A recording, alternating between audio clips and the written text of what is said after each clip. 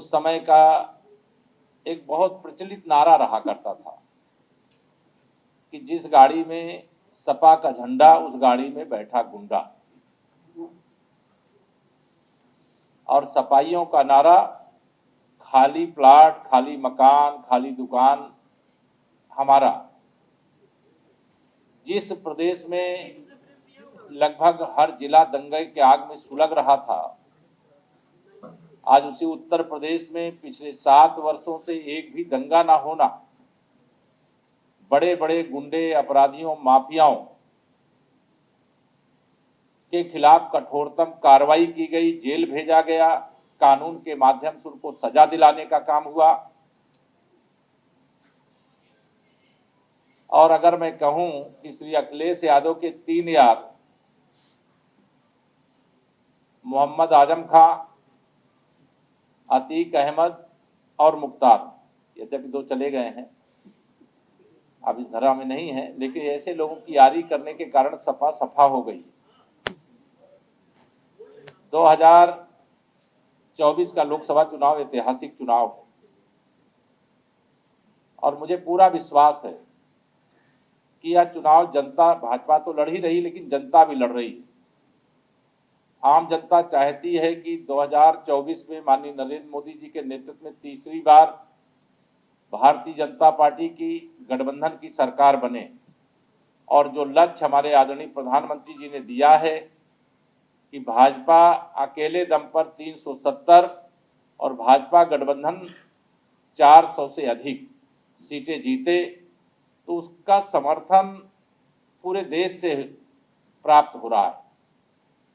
Samajwadi party एक ऐसी party है, कांग्रेस पार्टी एक ऐसी पार्टी है जिसने भगवान श्री रामलला 500 साल बाद अपने जन्म स्थान पर विराजमान हुए, उसके लिए एक रामद्रोही परिवार था, राम भक्तों पर गोली चलाने वाला परिवार था।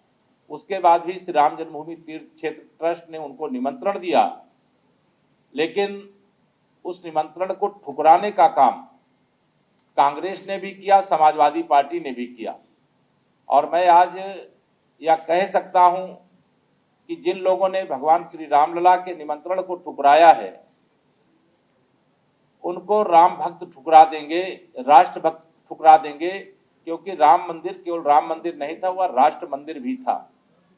और आश्चर्य तो मुझे तब हुआ जब हमारे विधानसभा के सम्मानित अध्यक्ष श्री सतीश महाना जी ने रामलला के दर्शन का कार्यक्रम सदन के सभी सदस्यों के साथ करने का फैसला किया और समाजवादी पार्टी के भी बहुत सारे विधायक रामलला का दर्शन करने जाना चाहते थे, लेकिन सपा बहादुर श्री अखिलेश यादव जी ने अपने ही दल के विधायकों को रामलला का दर्शन करने जाने से रोक दिया और उसी के कारण से समाजवादी पार्टी में अंतर कलह उजागर हो गया। राज्यसभा के चुनाव में बहुत सारे सपा के विधायकों ने अंतरात्मा की आवाज पर मतदान किया और समाजवादी पार्टी का तीसरा प्रत्याशी चुनाव हार गया। आज जो अहंकार भरी बातें समाजवादी पार्टी या कांग्रेस पार्टी या बहुजन समाज पार्टी में सपा, बसपा, कांग्रेस तीनों को अगर कहूं कि इनका भविष्य उत्तर प्रदेश की राजनीति में समाप्त है, तो कोई गलत नहीं होगा। मैं सपा को इसीलिए समाप्तवादी पार्टी कहता हूं, बसपा को बिल्कुल समाप्तवादी पार्टी कहता हूं और कांग्रेस मुक्त भारत की बात करता हूं। अभी अरुणाचल प्रदेश में विधानसभा के चुनाव हुए और कांग्रेस को 10 विधानसभा सीटों पे प्रत्याशी भी ऐसे नहीं मिले जिनके कारण वह चुनाव लड़ सके और भाजपा के 10 विधायक निर्विरोध विधानसभा के चुनाव में विजयी हुए। आज गरीब आदमी खुश है। महिला सशक्तिकरण के क्षेत्र में जितना शानदार काम हुआ है, उस काम का डंका पूरे देश और पूरी दुनिया में बज रहा है। हमारे उत्तर प्रदेश की आबादी 25 करोड़ है, लेकिन 10 वर्ष के माननीय नरेंद्र मोदी जी के शासन में 25 करोड़ लोग देश में गरीबी रेखा से बाहर निकल गए। जब केंद्र में इसी इंडी गठबंधन की सरकार थी और उसके पहले जब श्री राजीव गांधी जी की अगुवाई में सरकार थी तो वह संसद में खड़े होकर के बड़े गर्व से कहते थे कि अगर हम दिल्ली से 1 रुपया भेजते हैं तो जिसके पास भेजते हैं 15 पैसा पहुंच पाता है। लेकिन हमें गर्व है 56 इंच के सीने वाले प्रधानमंत्री माननीय श्री नरेंद्र मोदी जी के ऊपर। उन्होंने 10 वर्ष में 34 लाख करोड़ रुपया विभिन्न योजनाओं का पैसा लोगों को भेजा, 52 करोड़ जनधन के खाते खोल करके भेजा और पूरा 34 लाख करोड़ पहुंचा। अगर ये कांग्रेस और सपा की सरकार होती तो 5 लाख करोड़ लोगों के पास पहुंचता और 29 लाख करोड़ का घोटाला ये कर लेते। तो कांग्रेस और सपा को मैं अगर कहूं कि ये भ्रष्टाचार की जननी है तो कोई गलत नहीं होगा। ये पिछड़ों के, दलितों के, अगड़ों के, किसानों के, युवाओं के, महिलाओं के विरोधी हैं। जब इनकी सत्ता थी सबके साथ अन्याय होता था। आज ये पीडीए की बात करते हैं। इनका पीडीए परिवार डेवलपमेंट अथॉरिटी के अतिरिक्त कुछ है ही नहीं। गरीब की भलाई की जगह गरीब का शोषण करने वाले ये लोग। उत्तर प्रदेश की चुस्त और दुरुस्त कानून व्यवस्था, विकास की योजना का उत्तर प्रदेश सहित देश की जनता को लाभ, रामलला का भव्य मंदिर का निर्माण 500 साल के बाद, जम्मू कश्मीर से जो अनुच्छेद 370 की दीवार थी उसको ढहा करके मजबूत भारत के निर्माण की नींव वहां पर रखी जा चुकी है। और जिस प्रकार से जम्मू कश्मीर हो, चाहे तमिलनाडु हो, चाहे केरल हो, चाहे आंध्र प्रदेश हो, चाहे कर्नाटक हो, दक्षिण भारत हो, पश्चिम भारत हो, पूर्वी भारत हो, उत्तर भारत हो, भाजपा की आंधी चल रही है। और बहुत बड़ी विजय जो हम लोगों ने लक्ष्य रख करके काम किया है उसके अनुसार भारतीय जनता पार्टी को सफलता का शिखर मिलता हुआ दिखाई दे रहा है। और मुझे ये कहने में भी कोई संकोच नहीं है कि समाजवादी पार्टी के मुखिया श्री अखिलेश यादव जी का मनोबल टूट चुका है। समाजवादी पार्टी भी बिखर गई। सपा हो, बसपा हो, कांग्रेस हो, इन दलों में भगदड़ की स्थिति मची हुई है। आज सबको भाजपा का भविष्य दिखाई दे रहा है और भाजपा में वह अपना भविष्य भी तलाश रहे हैं।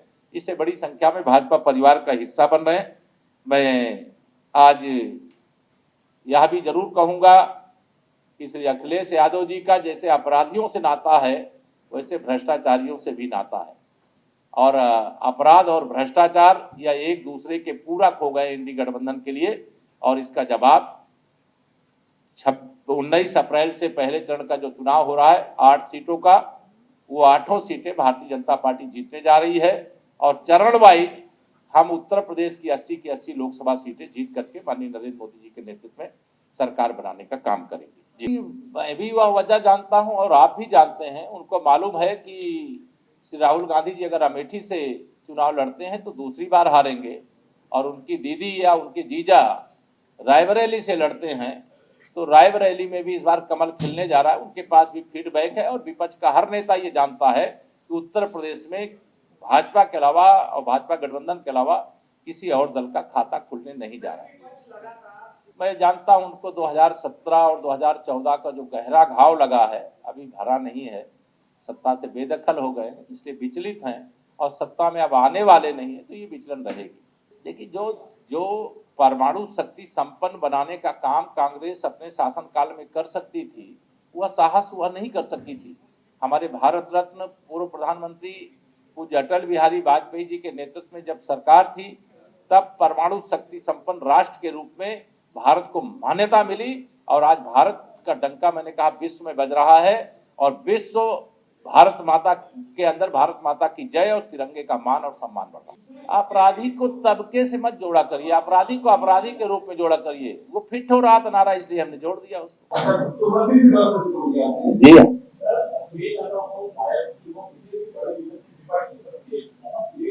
हाँ, वो मैंने कहा कि विपक्ष का हर नेता यह मान रहा है कि उत्तर प्रदेश में उनका खाता खुलने वाला नहीं है। इसे जो जानते हैं कि हारना सुनिश्चित है तो फॉर्मेलिटी करने के लिए जा रहे हैं।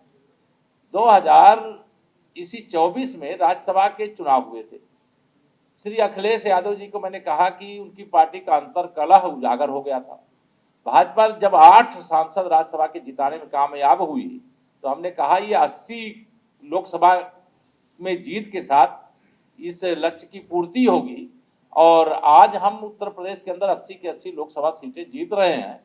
ये हमें भी विश्वास है और आपको भी विश्वास है।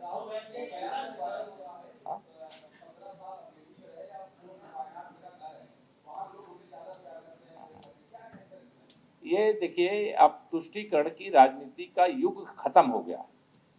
कांग्रेस की कोई विचारधारा नहीं है, सपा की कोई विचारधारा नहीं, भाजपा की विचारधारा है। जिस विचारधारा को लेकर के भाजपा बनी और जिस विचारधारा को लेकर के जनता से वादा किए, उस विचारधारा को पूरा किए।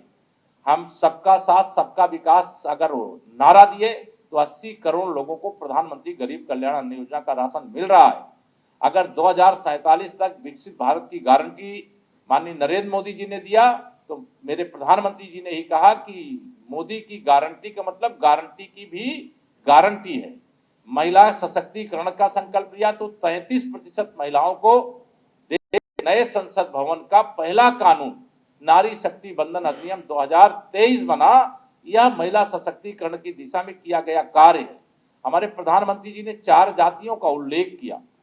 जिस प्रकार से गरीब वो किसी जाति का हो, युवा किसी जाति का हो, महिला किसी जाति की हो, अन्नदाता किसान हमारा किसी जाति का हो, यह 4 को लेकर के आगे बढ़ना और देश को आगे बढ़ाना, इस लक्ष्य के साथ जो काम करते हैं उनको निश्चित तौर से परिणाम मिलता है। इसलिए हम लोग पूरे विश्वास से भरे हुए हैं कि 370 प्लस भारतीय जनता पार्टी की अकेले सीटें और 400 प्लस भाजपा गठबंधन जीत करके देश में अब तक की सबसे बड़ी विजय के साथ सरकार बनाए।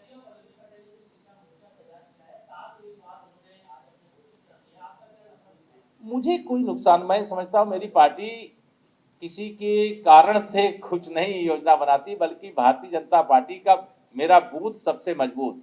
संगठन गढ़े चलो, सुपंथ पर बढ़े चलो, भला हो जिसमें देश का वो काम सब किए चलो, भला हो जिसमें गरीब का वो काम सब किए चलो। इस लक्ष्य के अंतर्गत हमारा 2022 से लोकसभा चुनाव की तैयारी चल रही है। अभी वो घर से नहीं आए।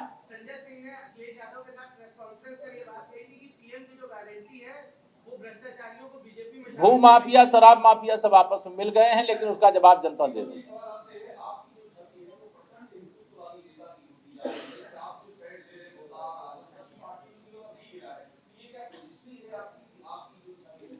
अभी हमारी छवि यही है कि हम उत्तर प्रदेश में 80 की 80 हराएंगे और भारतीय जनता पार्टी का कमल खिलाएंगे, भाजपा गठबंधन को जिताएंगे। और यह पहले भी किया है, अब भी कर रहे हैं, आगे भी करेंगे। मैं भारतीय जनता पार्टी का कार्यकर्ता हूं, व्यक्ति कोई नहीं होता। व्यक्ति जब पार्टी का कार्यकर्ता होता तो कार्यकर्ता होता।